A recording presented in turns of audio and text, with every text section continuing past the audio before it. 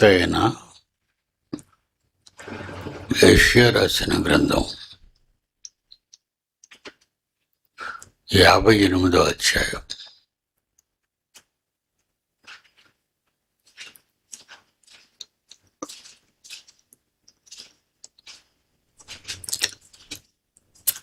ఆరో వచనం నుంచి క్షమించండి, 6వ వచనం నుండి కొంతవరకు చదువుకుందాం.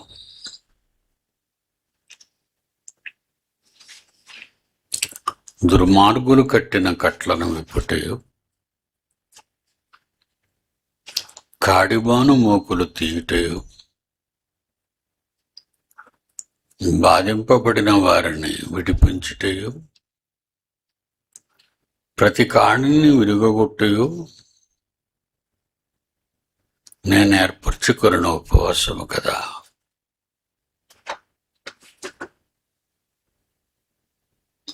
నీ ఆహారము ఆకలిగొని వారికి పెట్టుటయు, నీ రక్త సంబంధిక ముఖము తప్పింపకుండుటయు, దిక్కుమాలిన బీదలను నీ ఇంట చేర్చుకొనుటయు, వస్త్రహీనుడు నీకు కనబడినప్పుడు వానికి వస్త్రములిచ్చుటయు,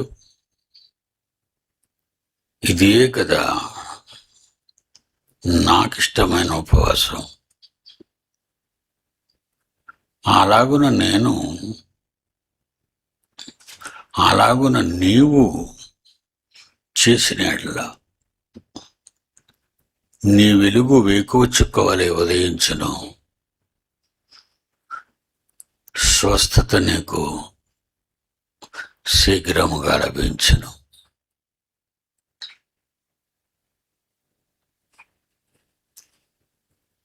భూమి మీద సర్వ మానవాళి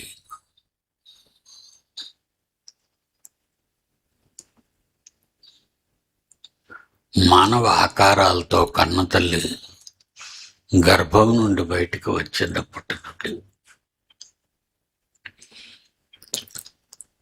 ఎన్నో తీవ్రమైన వ్యాధులతో, బాధలతో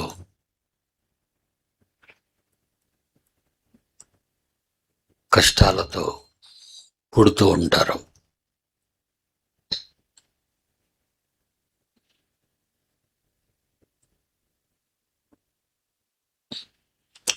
పోయిన వారంలోనే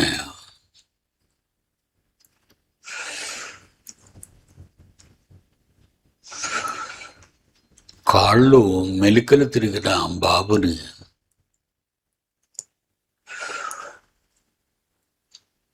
గుడి చర్చి యొక్క ఆవరణం వరండాలో బట్టలు చుట్టి అక్కడ పెట్టేసి వెళ్ళిపోయారు కన్నవారు.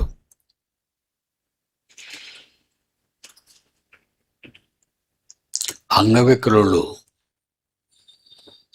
వాళ్ళని పెంచటం కష్టం అని,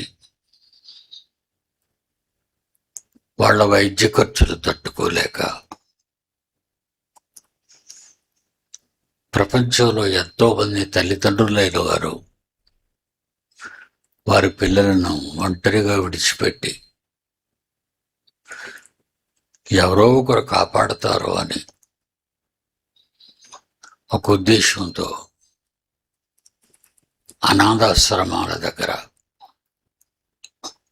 చర్చెస్ దగ్గర, మరికొంతమంది అయితే పారేసి,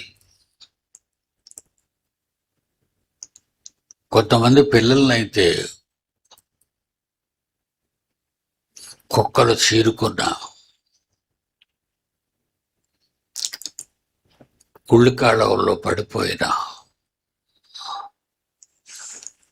వెళ్ళిపోతారు.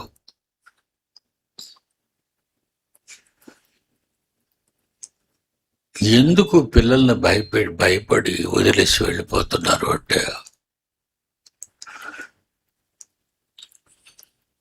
వాళ్ళలో స్వస్థత లేక, వీళ్ళలో భక్తి లేక,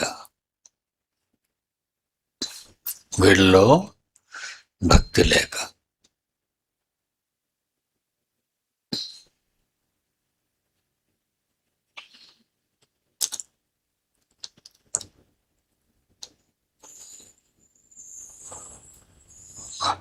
నా కుమార్తె భర్త అయినటువంటి జాన్సన్ గారు మరణించిన విషయం మీ అందరికీ తెలుసు.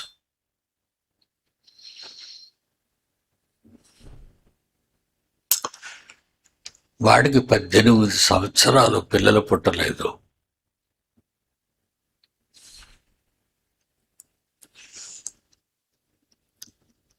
పిల్లల మీద పాటలు రాస్తూ, గర్భఫలం మీద ఎన్నో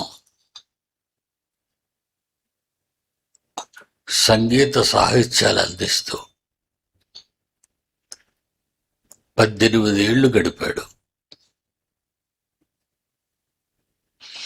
అప్పుడు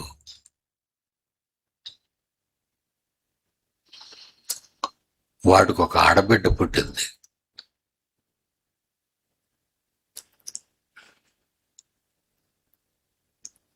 పుట్టుకతోనే ఆ చంటి బిడ్డకు, పసిబిడ్డకు శరీరం రక్తాన్ని ఉత్పత్తి చేయటం లేదు, రక్తాన్ని ఇవ్వటం లేదు. ఆ బిడ్డ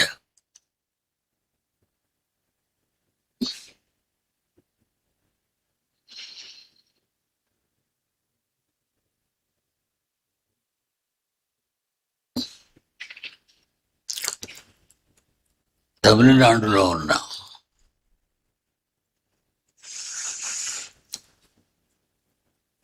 రాయివెల్లూరు మీకు తెలుసు, భారతదేశంలో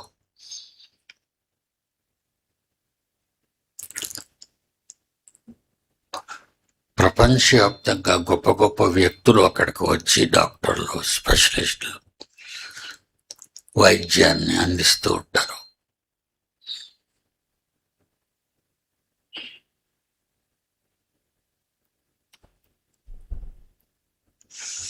దానికి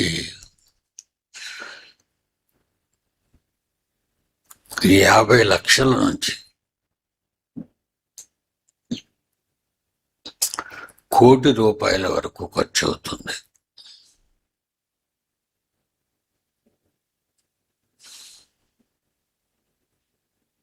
ఇలా ప్రతి ఏటా భార్యాభర్తలిద్దరూ ఆ పసికన్నును తీసుకెళ్లి రాయివెల్లూరులో చూపించేవారు.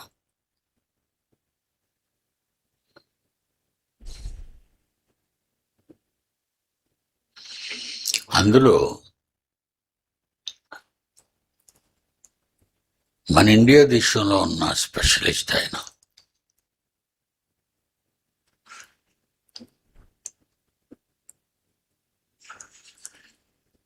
జాన్సన్ గారిని పిలిచి,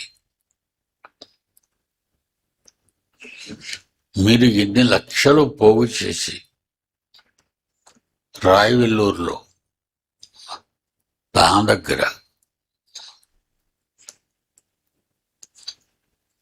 శరీరం నుండి బ్లడ్ వచ్చేటట్టుగా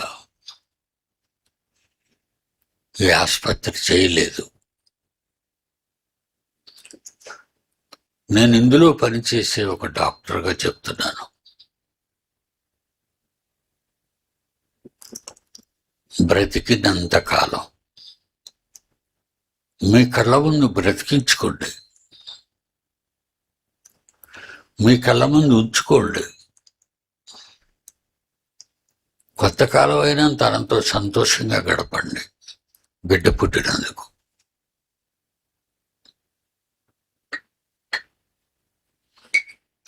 అని 17 సంవత్సరాల క్రితం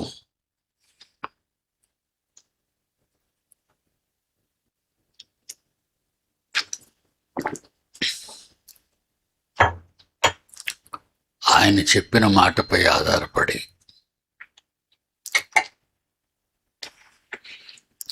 ప్రపంచవ్యాప్తంగా నా పిల్లలు ఎందరున్నారు వాళ్ళందరితో చెప్పాను, నాన్న లేక లేక మీ జాన్సన్ అన్నకి కూతురు పుట్టింది.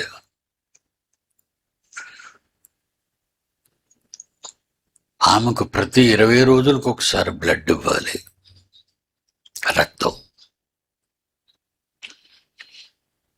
మీరిచ్చే రక్తంతోనే బిడ్డ మా కళ్ళ ముందు బ్రతుకుంటుంది. అన్ననాటి నుండి నేటి వరకు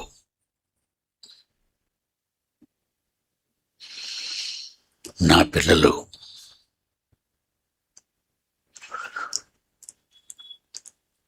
బ్లడ్ ఇవ్వటం వలన మా ముందు బ్రతుకుతుంది. ఇప్పుడు ఆమెకి చాలామంది అన్నారు ఎక్కువ కాలం బ్రతకదండి, కొద్ది కాలమే మేము కళ్ళ ముందు ఉంటుంది. అయినా విశ్వాసంతో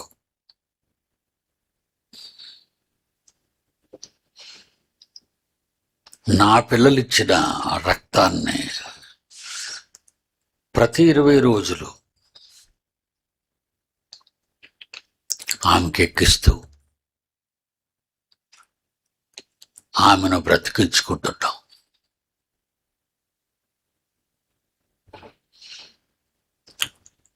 ఒక మాటలో చెప్పాలంటే మీరే జాన్సన్ కుమార్తెను బ్రతికిస్తున్న, ప్రాణం పోస్తున్న ప్రాణదాతలు మీరు.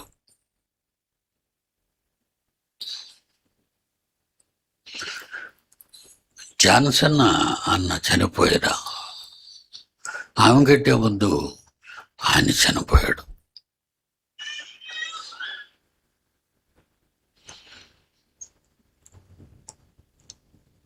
చనిపోద్ది అనుకున్న ఆమె చనిపోకుండా మన మధ్య బ్రతుకుంది. జాన్సన్ అన్న మాత్రం ఆమె కంటే ముందుగా కన్ను మూసి దేవుడి దగ్గరికి వెళ్ళిపోయాడు. దేవుని పిల్లలారా,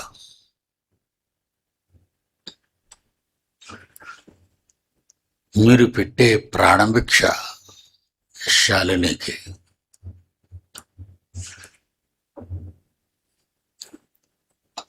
కర్ణాటక రాష్ట్రంలోనే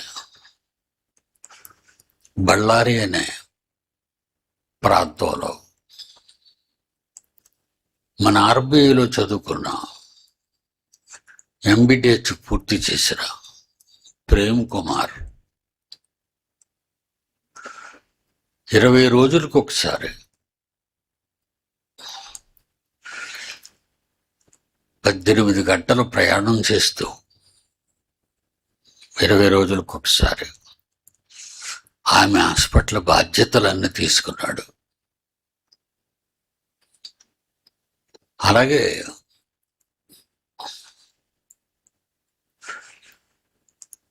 కుమారుడు బాబురావు, ఆయన తమ్ముడు,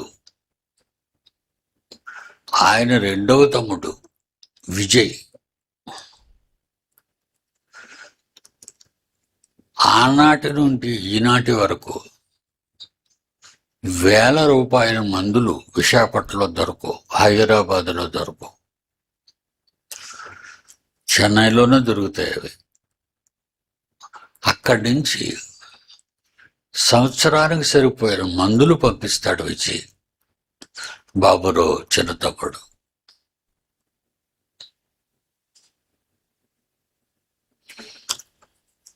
మీ అందరి ప్రార్థనలు, ఆర్థిక సహాయాలు బిడ్డను బ్రతికించి మా కళ్ళ ముందు నిలబెడుతున్నాయి.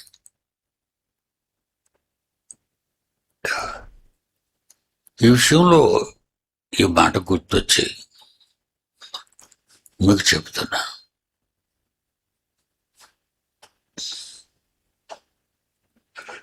ఆరవ వచనం నుంచి 58 యెషయా గ్రంథం 58 6వ వచనం నుంచి ఇలాంటి ప్రాణం పోసే ఉత్తమమైన కార్యాలు మీ మధ్య జరగాలంటే ఇది అందరి మధ్య జరుగుతాయి. కానీ ఈ షరతులు అంగీకరించాలి. ఇప్పుడు నేను చదవబోయే షరతులు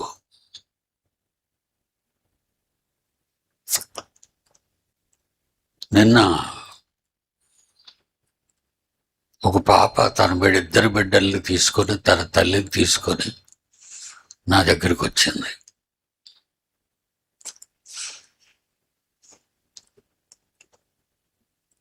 చాలా పెద్ద ఉత్తరాన్ని రాసింది. వాట్సాప్లో పంపితే చూశాను.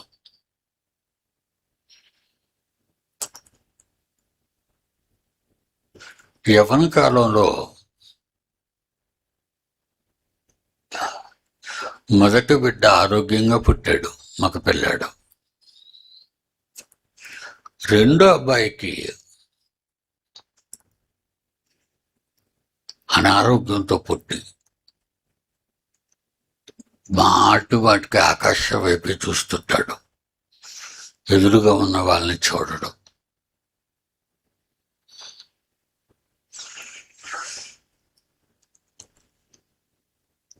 తలలో నీరు చేరిందేనో ఏదో ఏదో ఏదో డాక్టర్లు చెప్తున్నారు.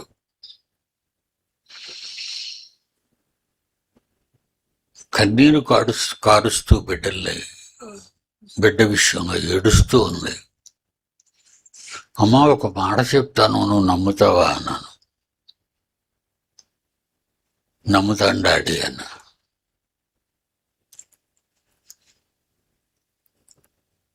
నీకు ఇచ్చిన పిల్లలు ఉన్నారే ఇద్దరు, మొదటోడు బాగున్నాడు,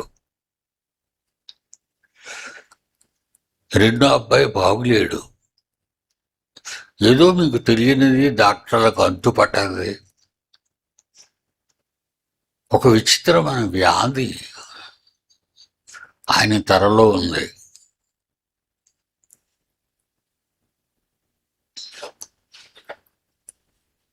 మనం ఉన్నాం అనుకోండమ్మా,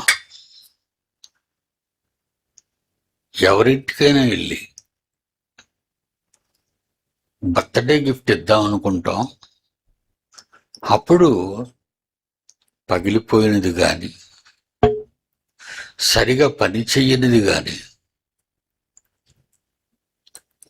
వాడుకకు అవసరము లేనిది కానీ మనం గిఫ్ట్గా ఇస్తే వాళ్ళు ఏమనుకుంటారు మనల్ని?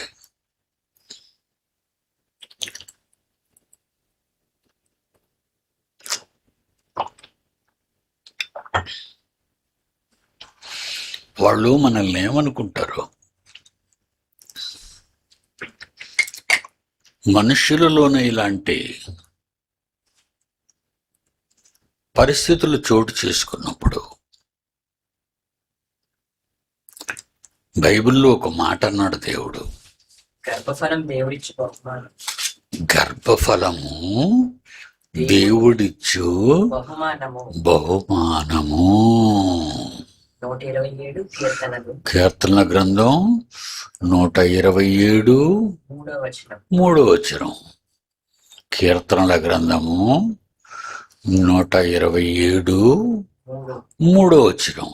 తన ప్రియులు నిద్రించుచుండగా, దేవుని యొక్క కుమార్తెలు కుమారులైన ప్రియులు నిద్రిస్తుండగా ఆయన వారికి ఇచ్చుచున్నాడు. ఆయన వారికి ఏమిచ్చుచున్నాడు? కుమారులు యెహోవాను గ్రహించు స్వాస్థ్యము. కుమారులను ఇస్తున్నాడట. గర్భఫలము. కుమారులను గర్భఫలముగా ఇస్తున్నాడట. గిఫ్ట్స్.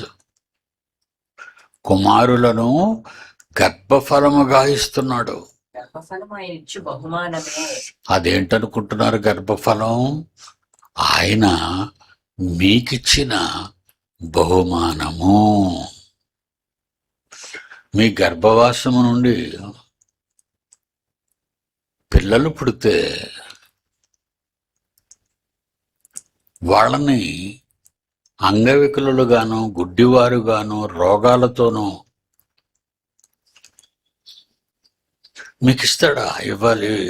ఇవ్వాలనుకుని అలాంటివి ఇస్తాడా? మనుషులు ఇస్తేనే మనుషులు ఏంటి ఇలాంటి గిఫ్ట్ ఇచ్చారు అనుకుంటారే. దేవుడిచ్చిన గిఫ్ట్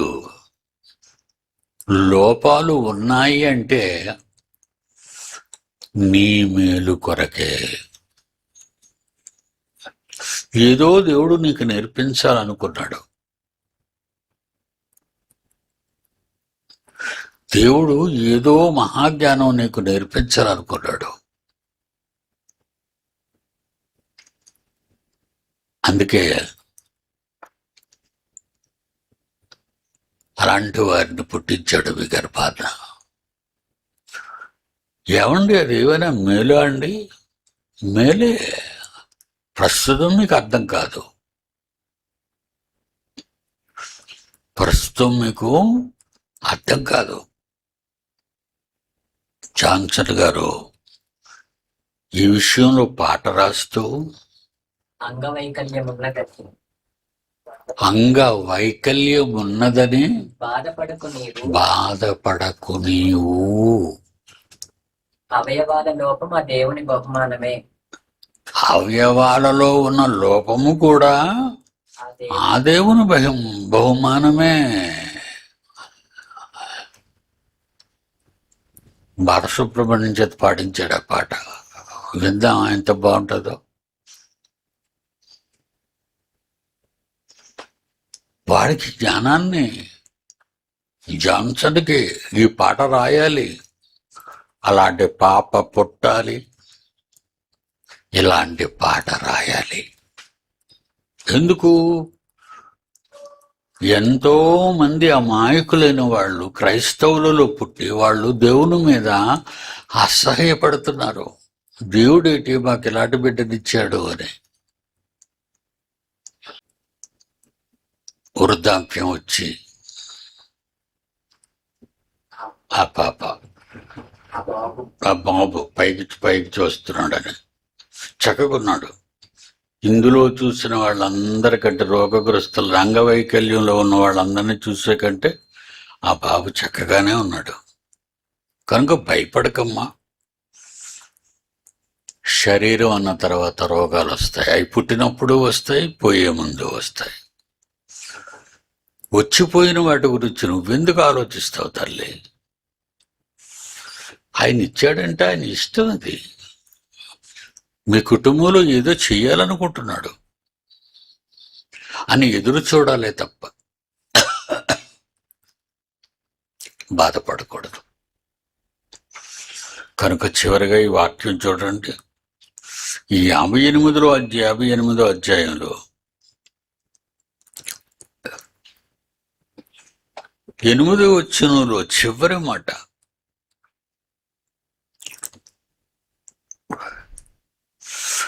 ఎనిమిదవ 58వ అధ్యాయం 8వ వచనములోని యెషయా గ్రంథము చివరి మాట, ఇదిగో కదా, ఇదియే కదా నాకిష్టమైన ఉపవాసం.